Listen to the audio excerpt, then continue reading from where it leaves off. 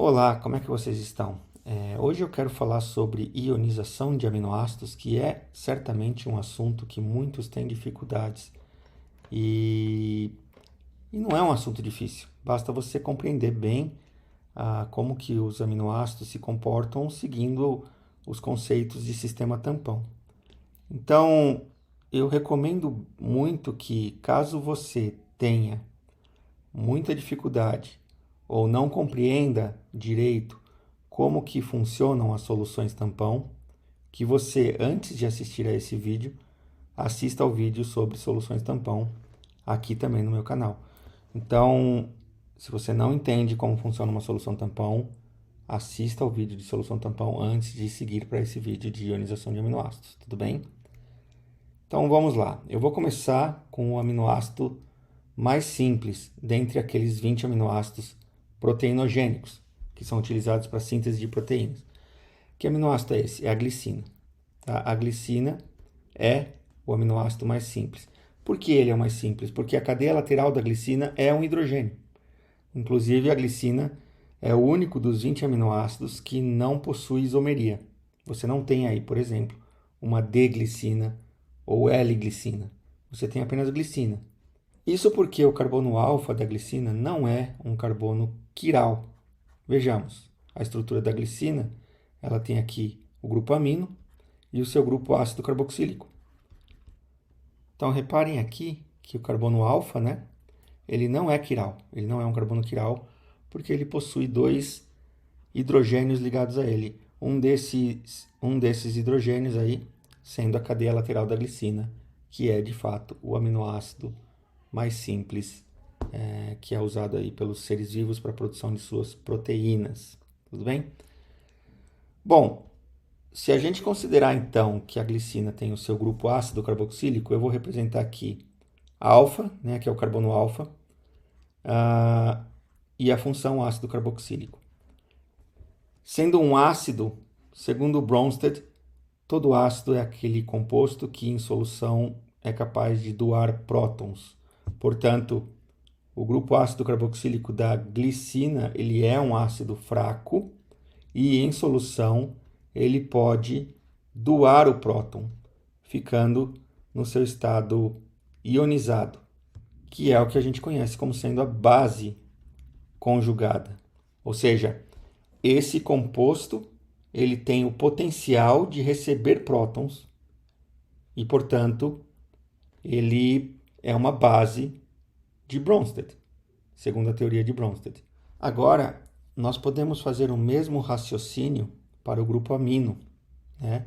Eu represento aqui o grupo amino ligado ao seu carbono alfa, e esse grupo amino ele é uma base, né? Tudo que tem aí nitrogênio, amônia, por exemplo, tem um caráter básico. E sendo uma base, segundo o Bronsted, ela tem o potencial de receber prótons. E aí, o que acontece? O grupo amino, quando ele recebe prótons, ele se torna ionizado. Esse daqui é o estado ionizado do grupo amino. Notem que, neste estado, o grupo amino possui o potencial de doar prótons. Portanto, esse daqui seria a forma de ácido conjugado do grupo amino. Da mesma forma que aqui é a forma de ácido conjugado do ácido carboxílico, e esse daqui é o grupo amino em sua forma de base conjugada. Então, nós temos aí dois equilíbrios químicos vigentes. Um equilíbrio químico da dissociação do grupo ácido carboxílico, COOH, CO- mais próton, e a dissociação do grupo amino, NH3 mais NH2 mais prótons. De cara, é muito importante que vocês compreendam o seguinte: notem que o grupo ácido carboxílico, quando no estado de ácido conjugado ou também no estado protonado, ele tem carga, né? Reparem, a molécula é totalmente neutra. Por sua vez, o grupo amino no estado protonado, que é a forma de ácido conjugado, ele não tem carga zero, ele tem carga mais um. Já o ácido carboxílico, quando ele está desprotonado, que é a forma de base, ele vai ter carga negativa, carga -1. Isso porque o oxigênio fica com o elétron ligado a ele por conta da eletronegatividade. E aí esse oxigênio fica com um elétron a mais, fica negativo. O grupo amino, por outro lado, quando ele está na sua forma de base conjugada, ele não tem carga. Ele é carga zero. Ou seja, o grupo amino, quando está desprotonado, ele tem carga zero. Portanto, é muito importante que vocês entendam e lembrem-se que o ácido carboxílico protonado tem carga zero. O ácido carboxílico desprotonado tem carga -1. O amino protonado terá carga +1. O amino desprotonado tem carga zero. O amino nunca terá carga negativa e o ácido nunca terá carga positiva. Esse é um ponto importante que você tem que se lembrar. Então deixa isso daqui do lado e a gente parte para o segundo ponto. Se a gente tem aqui o equilíbrio do ácido carboxílico, nós podemos representar esse equilíbrio pela constante, né? Esse equilíbrio ele tem uma constante que a gente pode representar como sendo K1. E o equilíbrio do grupo amino, ele pode ser representado como sendo K2. Tá? Então, eu posso considerar que K1 será igual à concentração da base conjugada vezes a concentração de íons H+, ou de prótons, dividido pela concentração do ácido conjugado. Essa é a equação para o cálculo de K1. Da mesma forma, K2 é igual à concentração do grupo amino na sua forma de base conjugada vezes a concentração de prótons dividido pela concentração do grupo amino na forma de ácido conjugado. Então, aqui nós temos as equações para os cálculos de K1 e K2. Certo? Agora, se a gente está falando de ionização de aminoácido, nós temos que entender que os aminoácidos eles apresentarão um estado de ionização diferente dependendo do valor do pH. E aqui nesta equação, nós não temos o valor do pH, né? Em nenhuma delas eu consigo observar o valor de pH. O que eu tenho, entretanto, é a concentração de prótons aqui sendo representada. Mas o pH nós não temos. Mas se você se lembra da definição de pH, pH é igual ao logaritmo negativo da concentração de prótons. E como que eu posso incluir o pH nesta equação de equilíbrio? Basta a gente trabalhar essa equação e chegar na equação de Henderson-Hasselbalch com base nela. E como que a gente faria isso? Eu posso colocar o logaritmo de ambos os lados da igualdade. Eu digo que log de K1 é igual a log da concentração do ácido desprotonado, que é a forma de base, vezes a concentração de prótons, dividido pela concentração do grupo ácido protonado. E aí, a gente trabalha isso de que maneira? Vejamos. Para que a gente possa compreender um pouquinho melhor, eu vou mudar um pouquinho a forma como eu vou desenhar esta equação aqui. Reparem que eu vou trazer esse ácido protonado um pouquinho mais para cá, para deixar ele bem debaixo aqui da sua base conjugada, né? E eu vou apagar aqui esse risco desta fração, deixando ela somente sobre a base e sobre o ácido. E eu vou abaixar um pouquinho aqui a concentração de prótons. Por que eu fiz isso? Eu não mudei em nada, absolutamente nada. Isso daqui é exatamente igual isso daqui. Agora, isso daqui facilita que você veja que eu posso aplicar uma propriedade do logaritmo, que é a propriedade que diz que logaritmo de A vezes o logaritmo de B seria igual o logaritmo de A mais o logaritmo de B. Isso aqui, aplicando nessa forma, você consegue ver que isso daqui seria o A e isso daqui seria o B. Então, a consequência disso será que o logaritmo de K1 é igual ao logaritmo de concentração de base conjugada, CO-, dividido pela concentração de ácido conjugado, COH, mais logaritmo da concentração de prótons. Isso daqui eu posso continuar trabalhando nessa equação e o que eu vou fazer? Eu vou jogar esse logaritmo para o outro lado da igualdade e eu vou jogar esse log de K1 para cá, para o outro lado da igualdade também. Então eu vou inverter os lados aqui. E quando a gente inverte, a gente passa subtraindo.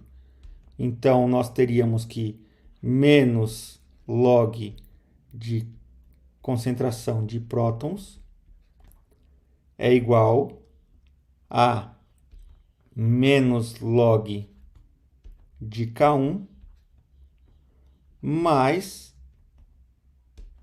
log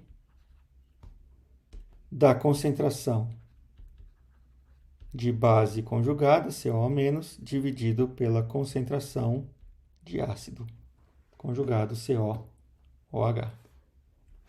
E nós sabemos que menos log de H+ é o quê? pH. Menos log de K1 seria o quê? pK1.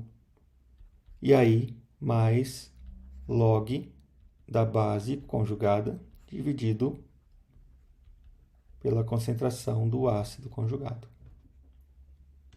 Então, vamos continuar com o nosso raciocínio agora. Eu vou diminuir aqui e vou deixar só a equação aqui de Henderson-Hasselbalch aumentada. O que nós podemos concluir disso é que se o valor do pH da solução for um valor que é menor do que o valor do pK1, ou seja, se o pH da solução for menor do que pK1, o que nós temos é pH menos pK1 é igual a log da concentração de base dividido pela concentração de ácido conjugado. O que eu fiz aqui? Eu passei o pK1 subtraindo. Então, se pH é menor do que pK1, este logaritmo terá um valor negativo. Ou seja, o logaritmo da concentração de base dividido pela concentração de ácido conjugado será um valor negativo. E quando nós temos um logaritmo negativo, o que eu posso dizer é que se eu pego somente a razão entre a concentração de base e ácido conjugado, isso daqui é igual a 10 elevado a um número negativo. Porque se o logaritmo dessa razão é um valor menor do que zero, então 10, que é a base desse logaritmo, elevado a esse número negativo, será igual a essa razão. E é exatamente isso que eu coloquei aqui. A razão é igual a 10 elevado a menos x. Mas isso eu posso também mostrar da seguinte forma. Em vez de eu colocar como sendo 10 elevado a menos x, eu posso colocar 1 sobre 10, só que aí agora elevado a x. Por que eu estou mostrando isso? Porque sempre que o pH for menor do que o valor do pK1, sempre que o pH tiver um valor mais ácido do que o valor do pK1, eu terei, dentre a concentração de base conjugada e o ácido conjugado, uma maior proporção de ácido conjugado. O ácido conjugado será sempre mais concentrado do que a concentração de base conjugada. Então, se pH é menor do que o pK1, a concentração da forma ácida será maior do que a concentração da forma de base conjugada. Esse é o raciocínio que nós devemos fazer para o grupo ácido carboxílico. E será que nós podemos aplicar esse mesmo raciocínio para o grupo amino? Sem sombra de dúvidas. Então, vejamos como é que vai ficar.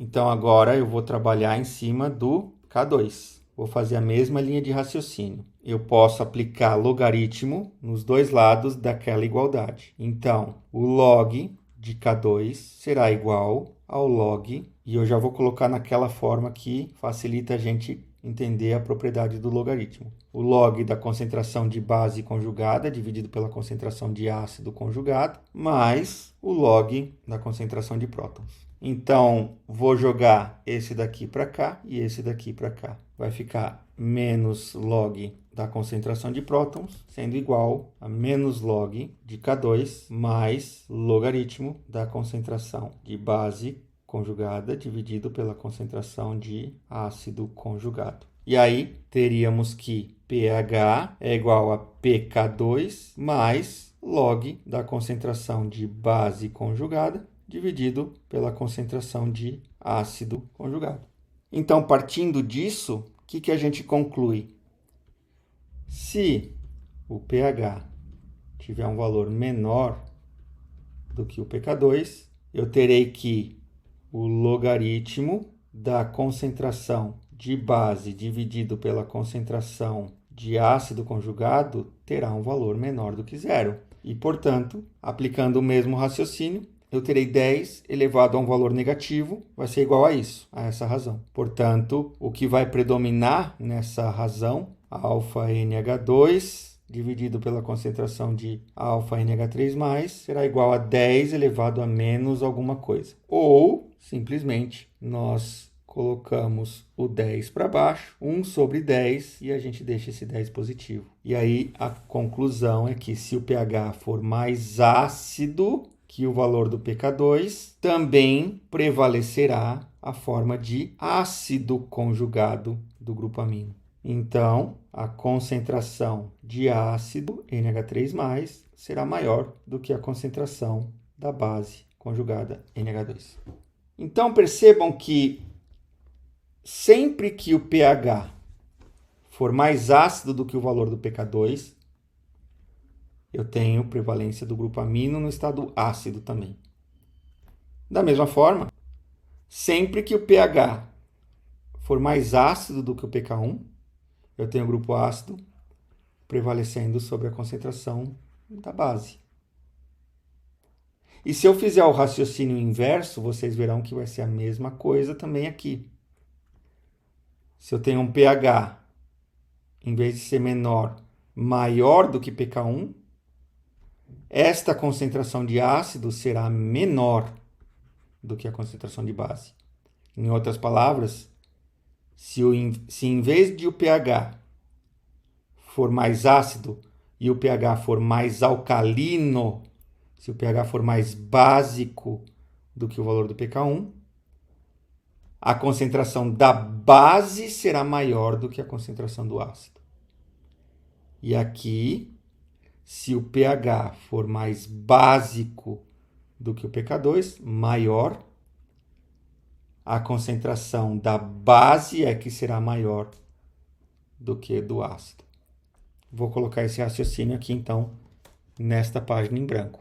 Se pH tiver um valor mais ácido do que o pK1, então a concentração de ácido carboxílico na forma de ácido conjugado, COH, será maior do que a concentração desse ácido ionizado na forma de base conjugada. Se o pH for maior do que o pK1, eu terei que a concentração de ácido conjugado será menor do que a concentração de base. ou a concentração da base será maior do que a concentração do ácido.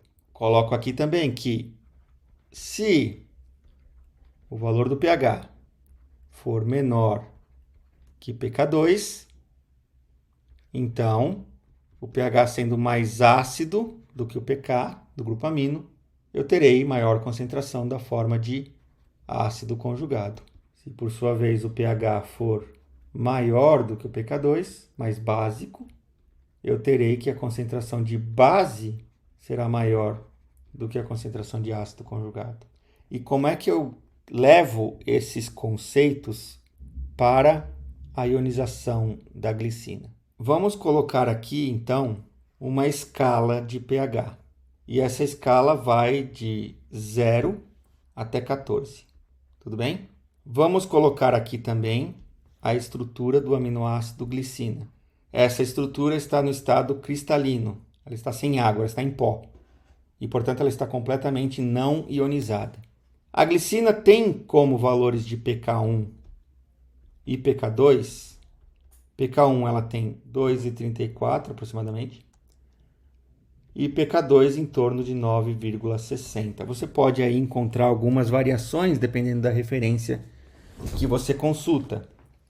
Mas o que importa é que o valor de pK1 é sempre em torno de 2,34 e pK2 é sempre em torno de 9,60. Esses valores você encontra facilmente aí em livros de bioquímica ou até na própria internet, você acha com facilidade.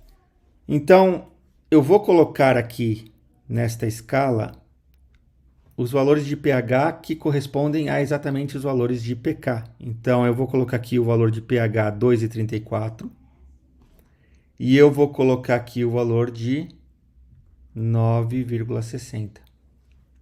Ou seja, nesse ponto, eu tenho o pH sendo igual ao pK1. Eu tenho nesse ponto o pH sendo igual ao pK2.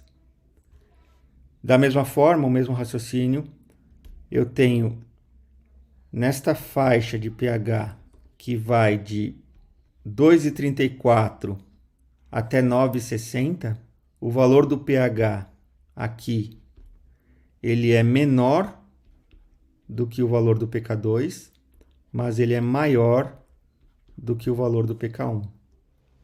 Aqui, por outro lado, eu terei que o valor do pH ele é menor do que o valor do pK1 e, consequentemente, ele também vai ser menor do que o valor do pK2, ou seja, o pH nesse ponto ele é mais ácido do que pK1 e pK2, ele é mais ácido do que os dois pKs. Na outra extremidade aqui da escala, eu tenho que o valor do pH ele é maior do que o pK2 e que, consequentemente, ele vai ser maior também do que o pK1.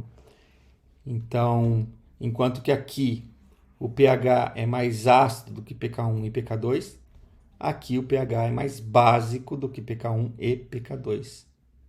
E já aqui no meio eu tenho um valor de pH que é intermediário entre pK1 e pK2. E como que ficará a glicina nessas três faixas de pH? Vejamos. Quando o pH for menor, vejamos. Se o pH é menor do que o pK1, eu tenho a forma de ácido conjugado mais concentrada do que a forma de base conjugada. Em outras palavras, se o pH é mais ácido do que o pK1, o ácido carboxílico estará mais concentrado em sua forma de ácido conjugado. E se o pH é mais ácido do que o pK2, o grupo amino estará mais concentrado em sua forma de ácido conjugado também. Então, eu terei uma glicina em que o grupo ácido carboxílico estará predominantemente na forma de ácido.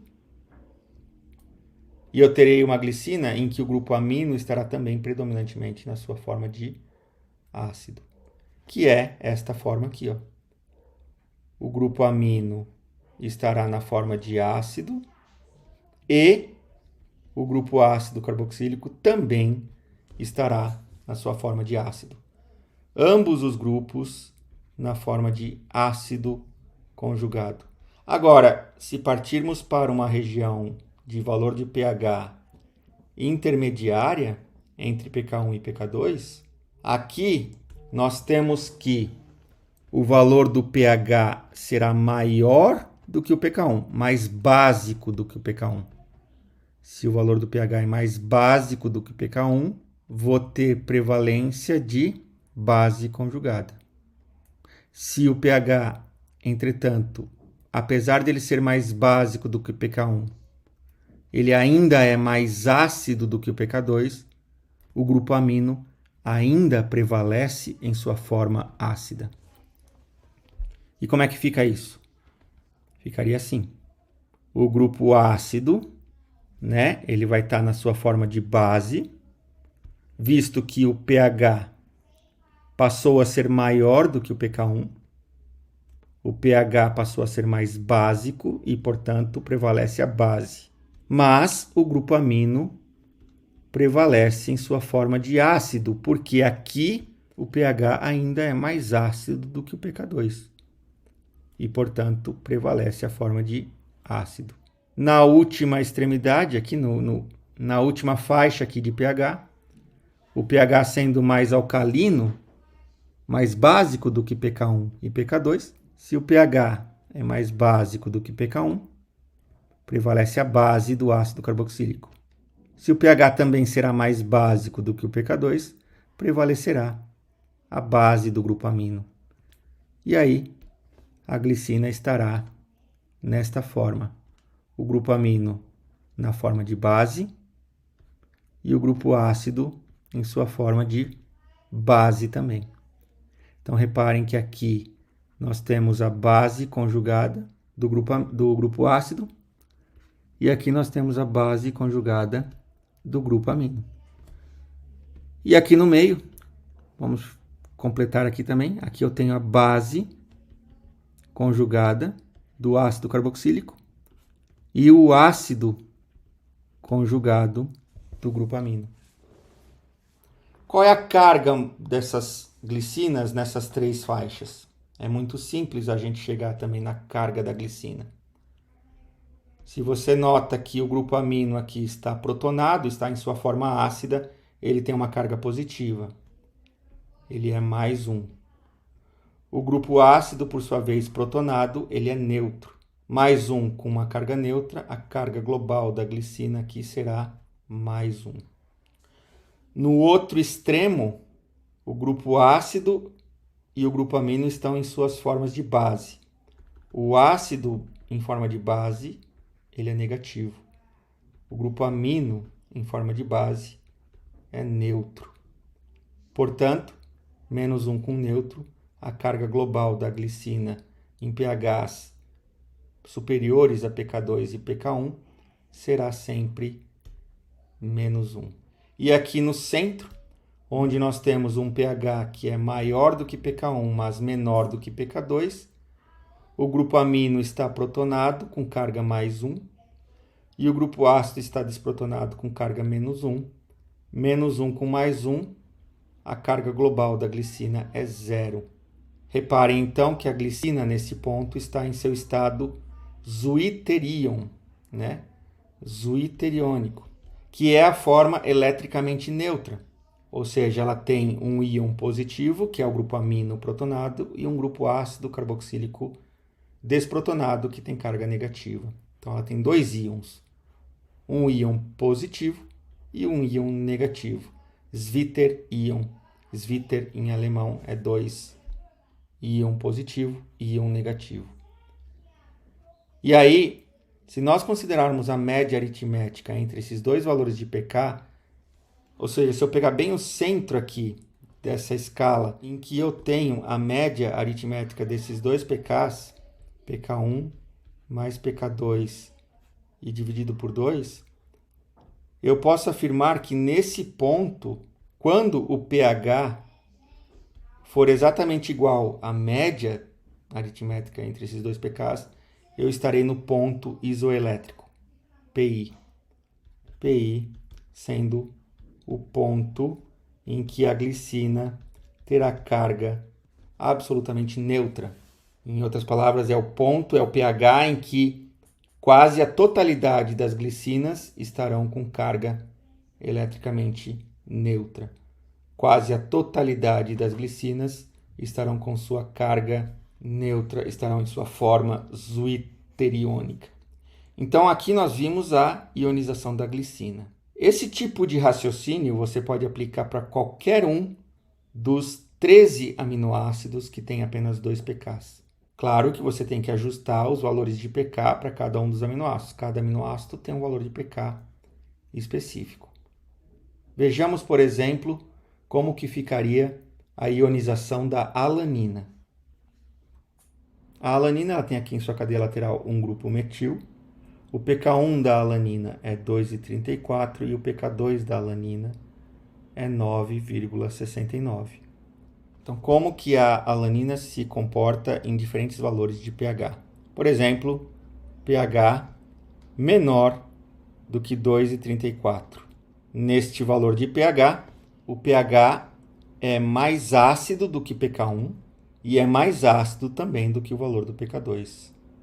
Portanto, tanto o grupo amino como o grupo ácido carboxílico estarão prevalentemente em seu estado de ácido conjugado. Pronto, ficou simples. Como que é o grupo amino em seu estado de ácido conjugado? É o estado protonado. Como que é o grupo ácido carboxílico protonado? Pronto. A alanina, quando o pH for mais ácido do que pK1 e, consequentemente, mais ácido do que pK2, eu tenho os dois grupos na forma de ácido conjugado. E aí a carga da alanina nesse ponto será mais 1, porque o grupo amino ele está positivo e o grupo ácido ele estará neutro. Se o pH for maior do que 2,34, mas menor do que 9,69, então eu tenho um valor de pH que é maior do que o pK1, ou seja, é mais básico do que pK1, porém menor do que pK2, ou seja, mais ácido do que pK2. Então, se o pH é maior, se o pH é mais básico do que pK1, prevalecerá a forma de base do ácido carboxílico, CO-. Mas se o pH ainda é mais ácido do que o pK2, prevalecerá a forma de ácido do grupo amino. Portanto, aqui está a alanina, quando ela se encontra em uma faixa de pH que é maior do que 2,34 e menor do que 9,69. E se você fizer o cálculo da carga, né, aqui nós temos uma carga mais 1 e aqui nós temos uma carga menos 1. Portanto, esta é a forma zwitteriônica da alanina. Então, quando o pH for a média, exatamente a média, o ponto central entre esses dois valores de pH, nós temos o ponto isoelétrico, PI, da alanina, que é 2,34 mais 9,69, isso dividido por 2. E isso dará um resultado de 6,015. Então, sempre que o pH for exatamente igual a 6,015, nós estamos no ponto isoelétrico da alanina, ou seja, numa situação em que a maior parte, a grande maioria das alaninas estarão eletricamente neutras. Carga zero. E por fim, quando o pH estiver numa faixa que é maior do que 9,69 e que, consequentemente, é maior do que 2,34, nós temos aquela situação em que o pH ele é mais básico do que o pK1 e ele também é mais básico do que o pK2. E se o pH é mais básico do que o pK1, o ácido carboxílico prevalece em sua forma de base. Carga menos 1. Mas se o pH também é maior do que o pK2, o grupo amino aqui também ficará prevalentemente em sua forma de base, que no caso é neutro. Então, a carga global da glicina em um pH que é maior do que pK2 e maior do que pK1 será uma carga negativa. Tudo bem? Então, aqui nós temos a ionização da alanina, conforme o valor do pH vai sofrendo variação. Agora, se você me pergunta, e quando o valor do pH for exatamente igual a pK1? Ou, e quando o valor do pH for exatamente igual a pK2 da glicina, da alanina, de qualquer um dos 13 aminoácidos que não tem cadeia lateral ionizável? Nesta situação, quando o pH for exatamente igual ao pK1 da alanina, eu posso afirmar com toda certeza o quê? Vejamos. Vamos diminuir aqui um pouco essa imagem. Se eu estou falando que o pH é exatamente igual ao pK1, então, nesta situação, o pH ainda é menor do que pK2. Isso é uma conclusão óbvia. Se o valor do pH é igual a pK1, o pH ele tem um valor igual a 2,34, que é menor do que 9,69. Então, com o grupo amino, eu não tenho dúvida nenhuma. Porque se o pH é mais ácido do que o pK2, prevalece o grupo amino em sua forma ácida. Então, isso não vai mudar. Mas, se nós trouxermos aqui aquela equação que diz que pH é igual a pK1 mais log da concentração de base conjugada dividido pela concentração de ácido conjugado. Se eu trouxer essa equação de Henderson-Hasselbalch para o equilíbrio do ácido carboxílico, e eu afirmo que o pH é exatamente igual ao valor do pK, então esses valores aqui eles se anulam. Se o pH é igual a pK1, pH menos pK1 fica zero. Então, portanto, o logaritmo da concentração do ácido carboxílico em sua forma de base conjugada, dividido pela concentração do ácido carboxílico em sua forma de ácido conjugado, será igual a zero. Então, eu posso afirmar, portanto, que a concentração entre a base conjugada e o ácido conjugado será igual a 10 elevado a zero.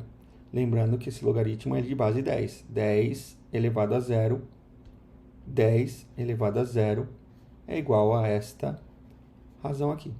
Então, 10 elevado a zero, qualquer número elevado a zero é quanto? 1. Ora, para que esta razão seja igual a 1, a concentração de base deverá ser igual, exatamente igual à concentração de ácido. Né? Então, esta concentração será igual a essa. Somente quando essa concentração é igual a essa divisão vai ser igual a 1. Então, como é que fica a ionização da alanina? Bom, parte dela terá o ácido carboxílico na forma de base. E parte dela terá o ácido carboxílico na forma de ácido.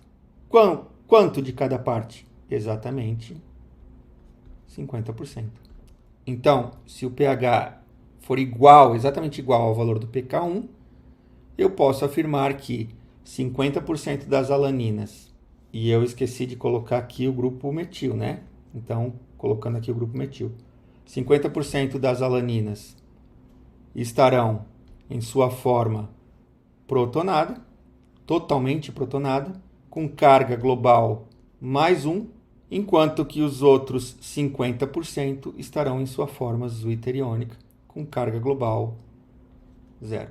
Da mesma forma, se o pH for exatamente igual ao pK2, eu posso afirmar que nesta situação o pH é maior do que pK1. Isso porque o pH será igual a 9,69. Então não me resta dúvida de que a alanina estará com o seu grupo ácido carboxílico indiscutivelmente na sua forma de base, porque o pH é mais básico do que o pK1. Mas e o grupo amino? Se a gente trouxer aqui a equação de Henderson-Hasselbalch para o grupo amino, teremos que pH é igual a pK2 mais o log do grupo amino em sua forma de base, dividido pela concentração do grupo amino em sua forma de ácido. E aí o raciocínio é o mesmo. Se o pH é igual, esses valores se cancelam. E a única forma de log disso ser igual a zero é porque a concentração de NH2, né, da alanina com grupo amino NH2, será igual à concentração do grupo amino em sua forma NH3+. Então, a conclusão que nós chegamos é que se o pH da alanina for exatamente igual a pK2, 50% delas estarão com o grupo amino na forma de base, enquanto que os outros 50% estarão com o grupo amino em sua forma de ácido. 50% com carga -1, 50% em sua forma zwitteriônica, com carga 0. Então é muito simples, né? Sempre que o pH for mais ácido do que os dois pKs, os dois grupos ficam protonados, NH3+, COH. Sempre que o pH for maior do que os dois pKs, os dois grupos ficam desprotonados, na forma de base, COO- NH2. E sempre que o pH for maior do que pK1 e menor do que pK2, o grupo ácido fica na forma de base, desprotonada, COO-, e o grupo amino fica na sua forma protonada, NH3+, que é a forma de ácido. Esse raciocínio pode ser aplicado para qualquer um dos 13 aminoácidos que possuem apenas 2 valores de pK. Quais são esses aminoácidos? Vejamos. Glicina, a forma completamente protonada, COH, NH3+, a forma zwitteriônica, NH3+, COO-, e a forma desprotonada, H2N, COO-. Aqui sendo pK1, aqui sendo pK2. Alanina, a forma completamente protonada, a forma zwitteriônica e a forma desprotonada. Qual outro aminoácido tem apenas 2 pKs? Valina, em sua forma protonada, valina em sua forma zwitteriônica, valina em sua forma desprotonada. Que mais? Leucina protonada, leucina zwitteriônica, leucina desprotonada. E aí nós podemos aplicar esse raciocínio para a isoleucina, para a metionina, para a prolina. E repare que como a cadeia lateral ela pode fazer uma ligação direta com o grupo amino, no caso da prolina, a forma protonada aqui desse grupo amino será H2N+, e não H3N+.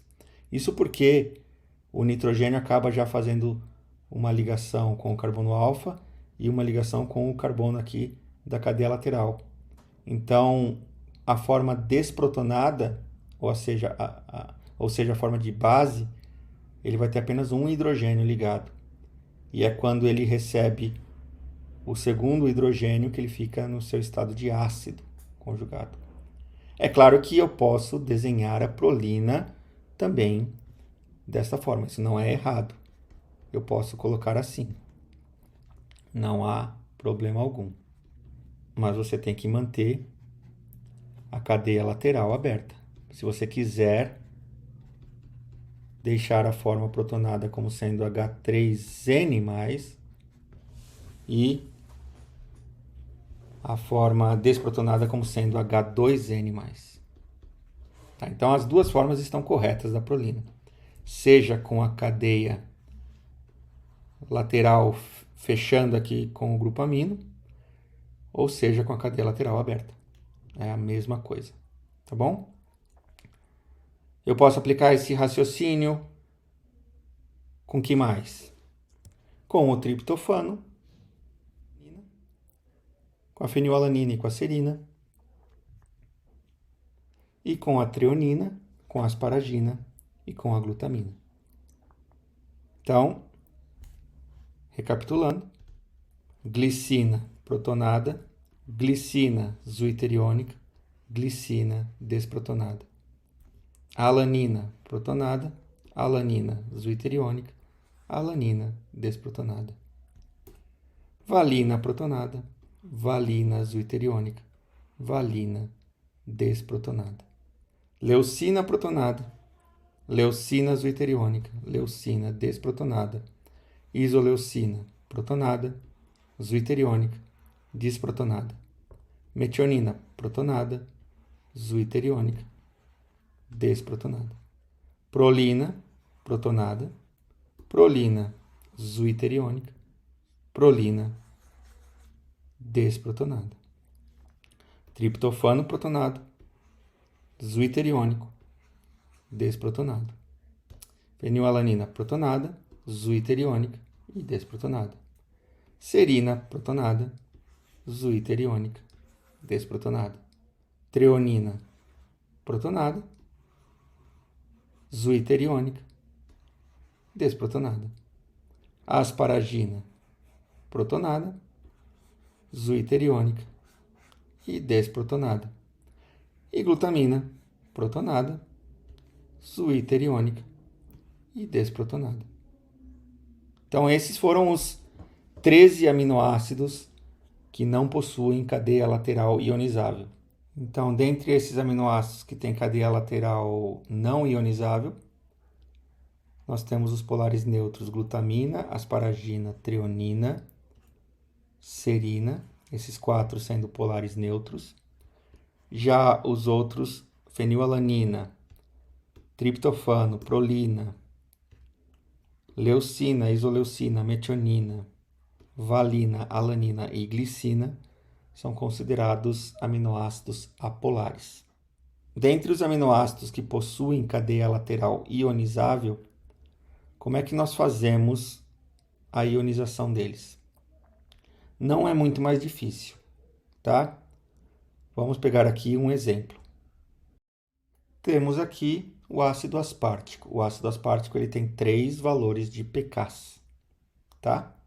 Ele tem um valor de pK1, que é 1,88, pK2, 9,60, e ele tem a cadeia lateral ionizável.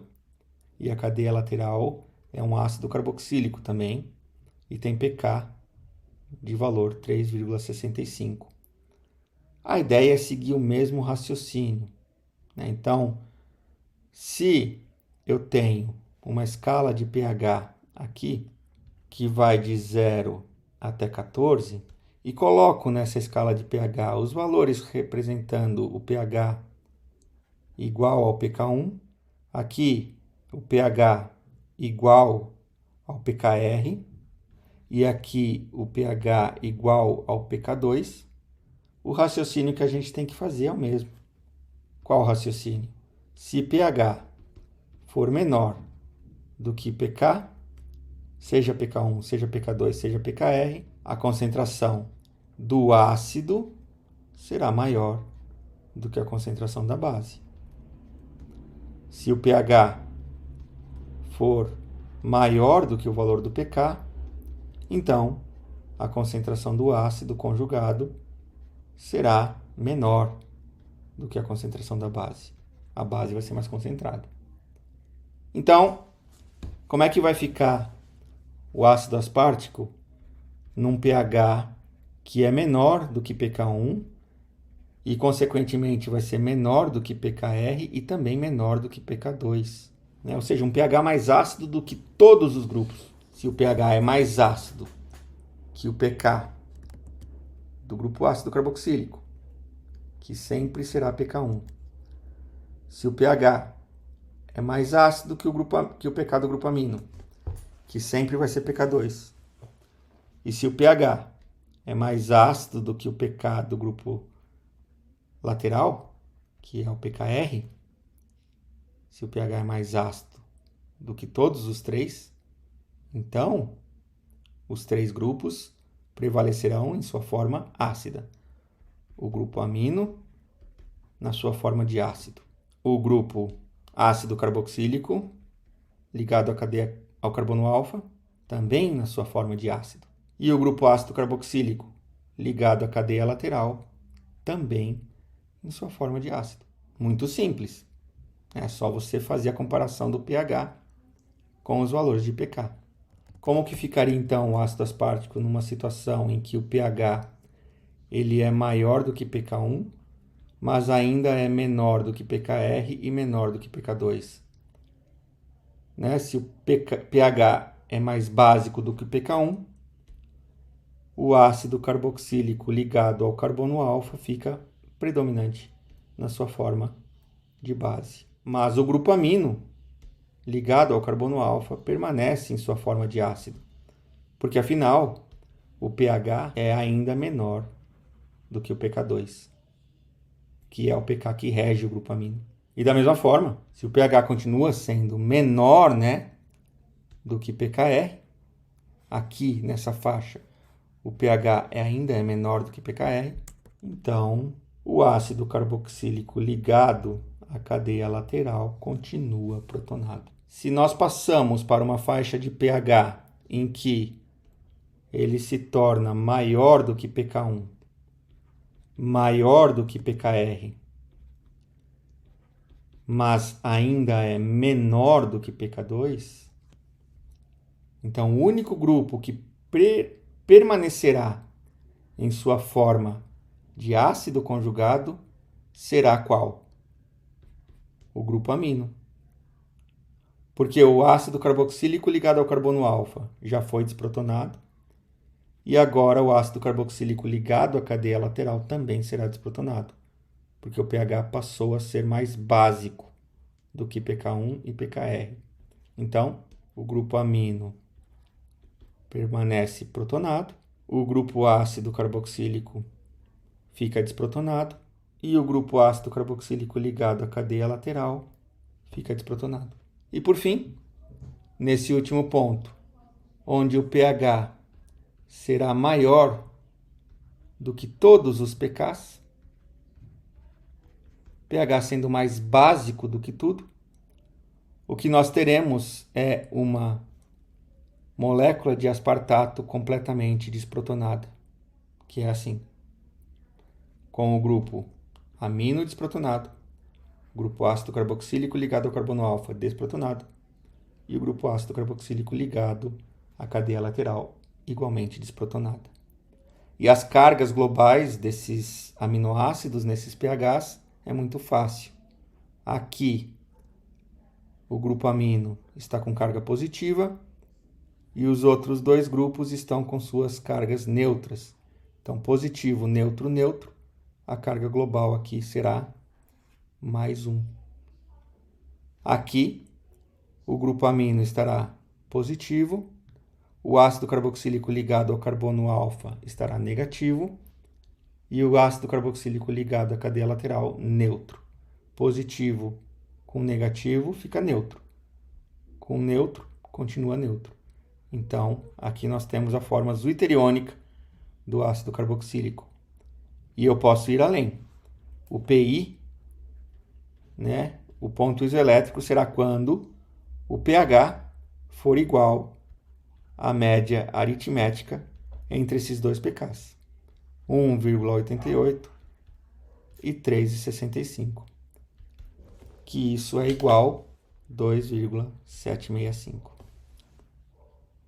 Então, o PI do aspartato é a média entre pK1 e pKr. Aqui, o aspartato terá sua carga com o grupo amino positivo, o ácido carboxílico ligado ao carbono alfa negativo e o ácido carboxílico ligado à cadeia lateral igualmente negativo, mais 1 com menos 1 fica 0, com menos 1, menos 1. E aqui, se você fizer a conta direitinho, vai dar menos 2, porque eu tenho dois ácidos carboxílicos negativos, menos 1, menos 2, e o grupo amino fica neutro. Então, menos 1, menos 2 com neutro fica menos 2. Então, esta é a ionização do ácido aspartico. Eu posso aplicar esse raciocínio, então, para o glutamato. Como é que ficaria o glutamato? Então, é assim que fica o glutamato. Quando o pH for menor do que todos os pKs, todos os grupos permanecerão em sua forma ácida, com o grupo amino protonado, o ácido ligado ao carbono alfa protonado e o ácido ligado à cadeia lateral igualmente protonado. A carga global aqui sendo mais 1. Se o pH passa a ser maior do que pK1, o grupo ácido ligado ao carbono alfa desprotona. Mas se o pH permanece menor do que pKr e pK2, pKr permanece protonado, pK2 permanece protonado. O ácido ligado à cadeia lateral permanece protonado, o amino permanece protonado. A carga aqui será 0. É a forma zwitteriônica. Portanto, o ponto isoelétrico será quando o pH for exatamente a média entre o pK1, que é 2,19, mais pKr, que é 4,07. Isso dividido por 2, que é igual a 3,13. Então, sempre que o pH for igual, exatamente igual a 3,13, a maior parte das moléculas de glutamato estarão em sua forma neutra. Quando o pH for maior do que pK1 e pKr, ambos os ácidos carboxílicos, tanto ligado ao carbono alfa como da cadeia lateral, estarão em sua forma de base, ambos negativos. E o grupo amino permanece protonado, porque afinal o pH aqui ainda é menor do que pK2, e portanto a carga global aqui ficará sendo menos 1.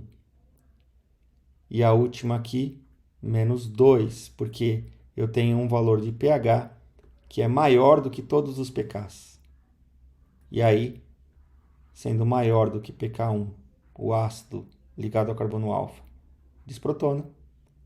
Sendo maior do que pKr, o ácido ligado à cadeia lateral desprotona.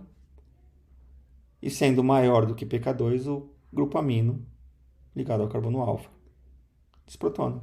Fica neutro. Menos 1, menos 2, com 0, menos 2. Como que ficaria a cisteína? A cisteína possui pK1 igual a 196, pK2 igual a 10,28 e o pKr igual a 8,18. Logo, quando o pH for menor do que pK1, for menor do que pKr e for menor do que pK2, reparem que eu sempre coloco os pKs em ordem crescente, porque nós estamos trabalhando em cima de uma escala de pH que vai de 0 a 14. Então, sempre que o pH for menor do que todos os pKs, todos os grupos da cisteína permanecem em sua forma de ácido conjugado. A cisteína tem uma sulfidrila na cadeia lateral. É um enxofre com um hidrogênio. E esta é a forma de ácido conjugado da cisteína. A carga global desta molécula será mais 1. A sulfidrila protonada é neutra. Afinal, enxofre é da mesma família que o oxigênio. Então, segue a mesma propriedade. Se o pH passa a ser maior do que pK1, Então, o ácido carboxílico ligado ao carbono alfa desprotona.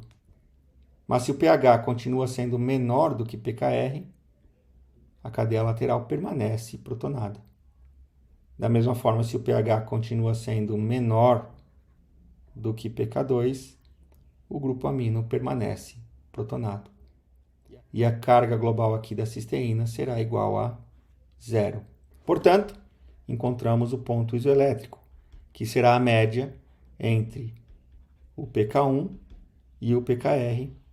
Então, esse valor será igual a 5,07. Quando o pH for exatamente igual a 5,07, a maioria das cisteínas estarão com a carga eletricamente neutra.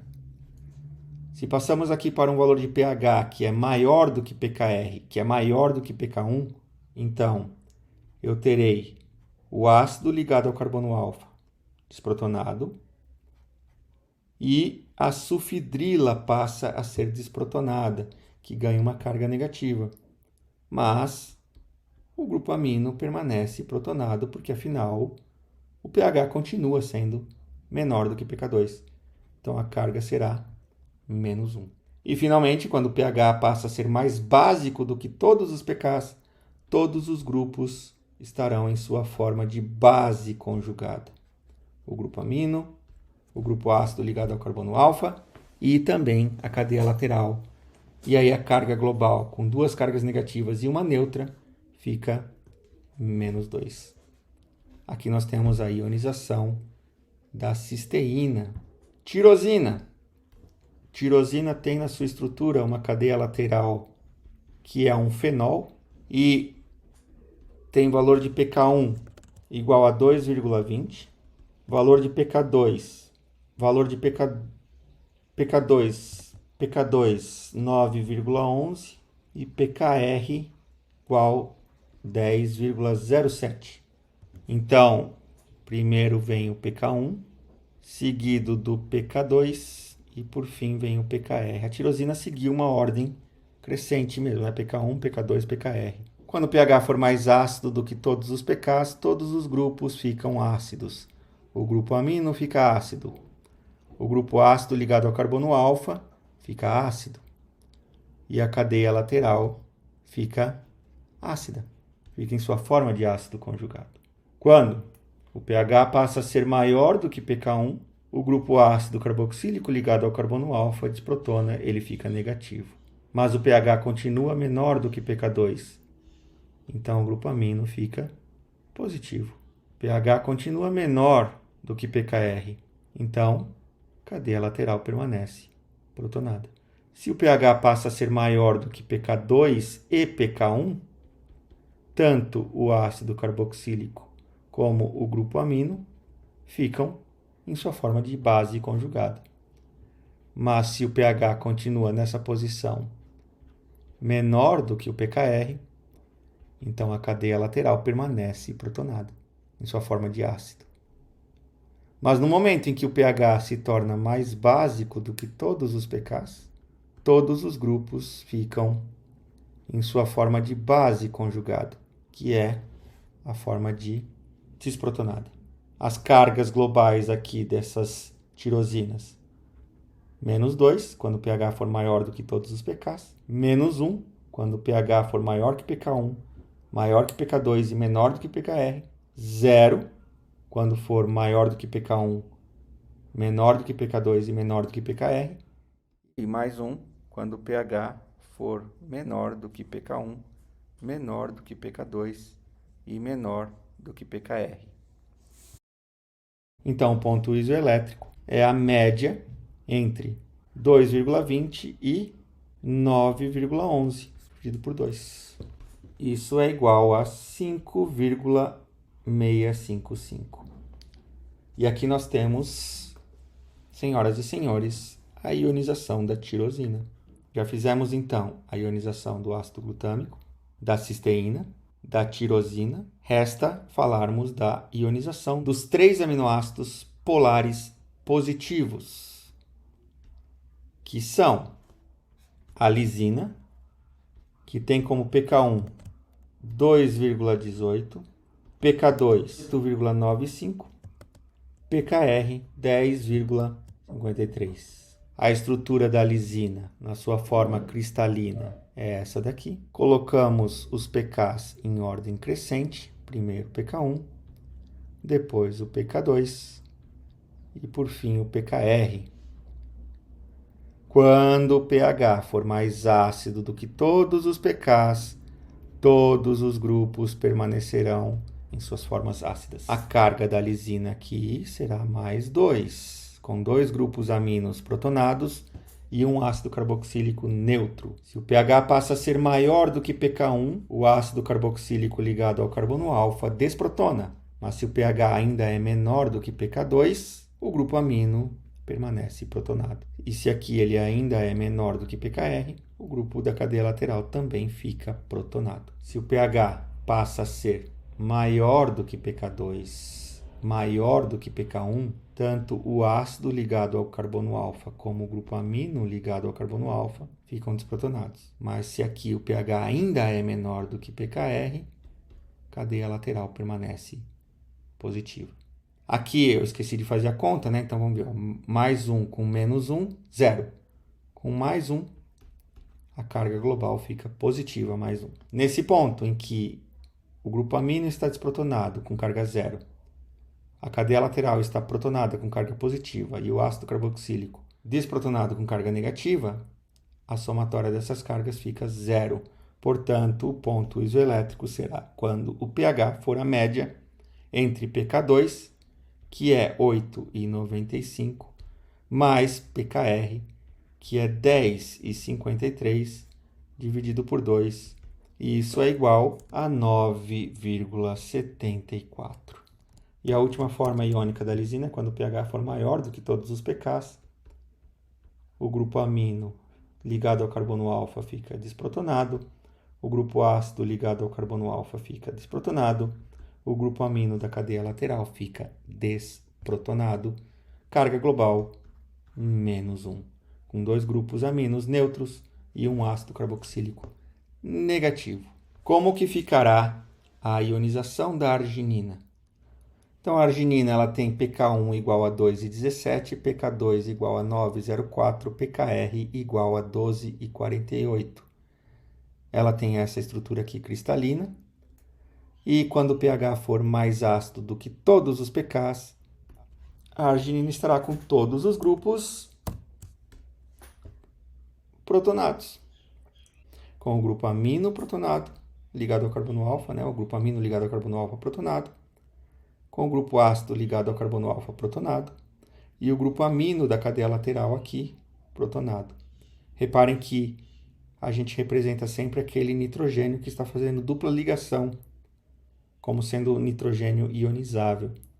E se ele já está fazendo dupla ligação aqui, a forma protonada não será NH3+, será NH2+.